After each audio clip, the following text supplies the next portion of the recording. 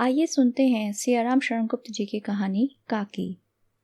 उस दिन बड़े सवेरे जब श्यामू की नींद खुली तब उसने देखा घर भर में कोहराम मचा हुआ। उसकी काकी उमा एक कंबल पर नीचे से ऊपर तक कपड़ा ओढ़े भूमि शयन कर रही है और घर के सब लोग उसे घेर कर बड़े करुण स्वर में विलाप कर रहे हैं।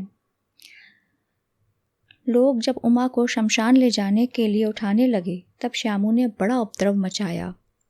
लोगों के हाथों से छूटकर वह उमा के ऊपर जा गिरा। बोला, काकी तो सो रही हैं, उन्हें इस तरह उठाकर कहाँ लिए जा रहे हो? मैं न ले जाने दूंगा। लोगों ने बड़ी कठिनता से उसे हटाया। काकी के अग्नि संस्कार में भी वह न जा सका। एक दासी राम राम करके उसे घर पर ही संभाले रही।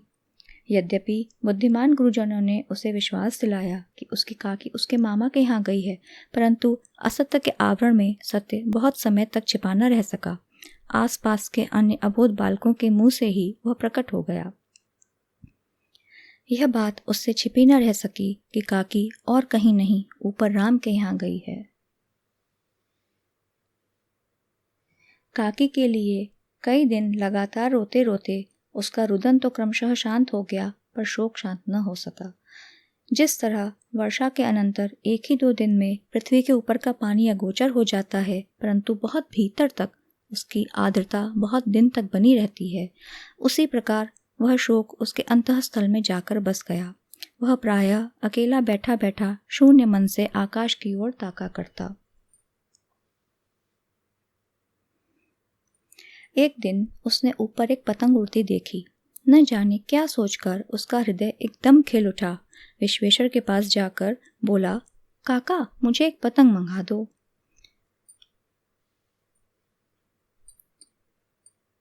पत्नी की मृत्यु के बाद से विश्वेश्वर बहुत अन्यमनस्क से रहते थे। अच्छा मंगा दूंगा कहकर वे उदास भाव से बाहर चले गए। श्यामू पतंग के लिए बहुत उत्कंठित हो उठा। वह अपनी इच्छा किसी तरह न रोक सका। एक जगह खूंटी पर विश्वेश्वर का कोट टंगा हुआ था। इधर उधर देखकर उसने पास एक स्टूल सरका कर रखा और ऊपर चढ़कर कोट की जेबें टटोली। उनमें से एक चवन्नी का आविष्कार करके वह तुरंत वहां से भाग गया। सुखिया दासी का लड़का भोला श्यामू का समवयस्क साथी था। श्यामू ने उसे चवन्नी देकर कहा, अपनी जीजी से कहकर गुपचुप एक पतंग और डोर मंगा दो। देखो खूब अकेले में लाना, कोई जान न पाए। पतंग आई। एक अंधेरे घर में उसमें डोर बांधी जाने लगी। श्यामू ने धीरे से कहा, भोला किसी से न कहे तो एक बात कहूँ? भोला ने सिर हिलाकर कहा, नहीं किसी से न कहूँगा। श्यामू ने रहस्य खोला। कहा, मैं यह पतंग ऊपर राम के घर भेजूंगा। इसे पकड़कर काकी नीचे उतरेगी। लिखना नहीं जानता, नहीं तो इस पर उसका नाम लिख देता। भोला श्यामू से अधिक समझदार था। उसने कहा, तुमने बात तो बड़ी अच्छी सोची, परंतु एक कठिनाई है। यह डोर पतली है, इसे पकड़कर काकी उतर नहीं सकती। इसके टूट जाने का डर है। पतंग में मोटी रस्सी हो तब तो ठीक हो जाए। श्यामू गंभीर हो गया। मतलब यह बात लाख रुपए की सुझाई गई है, परंतु कठिनाई यह थी कि मोटी रस्सी कैसे मंगाई जाए। पास में दाम है नहीं और घर के जो आदमी उसकी काकी को बिना दया माया के जला आए हैं, वो उसे इस काम के लिए कुछ नहीं देंगे। उस दिन श्यामू को चिंता के मारे बड़ी रात तक नींद नहीं आई।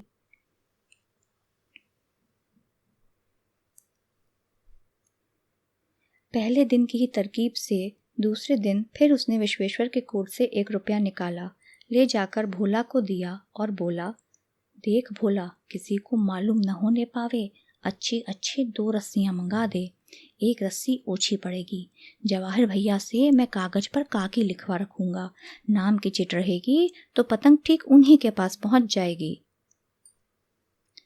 2 घंटे बाद प्रफुल्ल मन से श्याम और भोला अंधेरी कोठरी में बैठे बैठे पतंग की रस्सी बांध रहे थे। अकस्मात शुभ कार्य में विघ्न की तरह उग्र मूर्ति धारण किए हुए विश्वेश्वर वहां आ घुसे।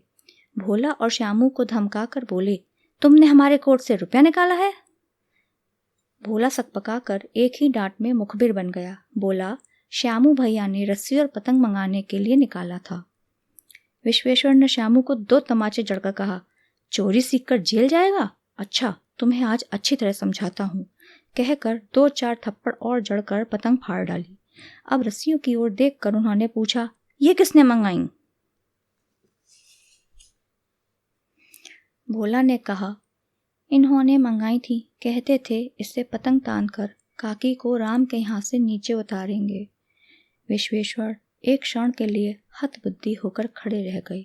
उन्होंने फटी हुई पतंग उठाकर देखी। उस पर एक कागज चिपका था जिस पर लिखा हुआ था, काकी।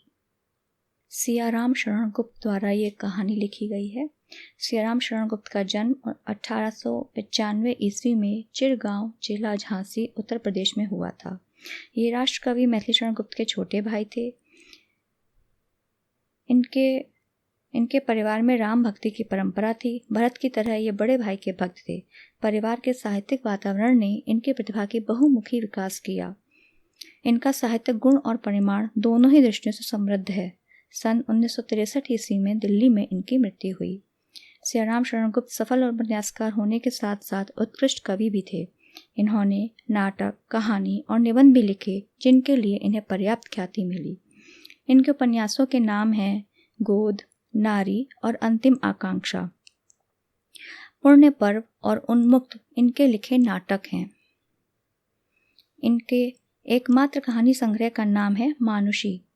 झूठ सच में इनके निबंध संकलित हैं। इनकी मुख्य काव्य कृतियों के नाम हैं मौर्य विजय, आद्रा, पाथे, मृण्मयी, बापू, उन्मुक्त, आत्मोत्सर्ग और नकुल। महात्मा गांधी के व्यक्तित्व और दर्शन का गुप्त जी पर गहरा प्रभाव था। गांधीवादी विचारधारा के ये अंतिम कलाकार हैं। इनकी भाषा सरल और जीवंत है। काकी कहानी सियाराम शरण गुप्त की प्रतिनिधि रचना है। इसे अत्यंत लोकप्रियता मिली है। छोटी सी यह कहानी अपनी मार्मिकता की छाप छोड़ जाती है। बच्चे का भोलापन जब उसके पिता के सम्मुख प्रकट होता है तो वह पिता के साथ साथ पाठक को भी भाव विह्वल कर जाता है। सरल सहज भाषा में लिखी गई यह कहानी हिंदी की अमर रचना बन चुकी है। पारिवारिक यथार्थ के साथ साथ मातृ स्नेह की ऐसी अभिव्यक्ति अन्यत्र दुर्लभ है।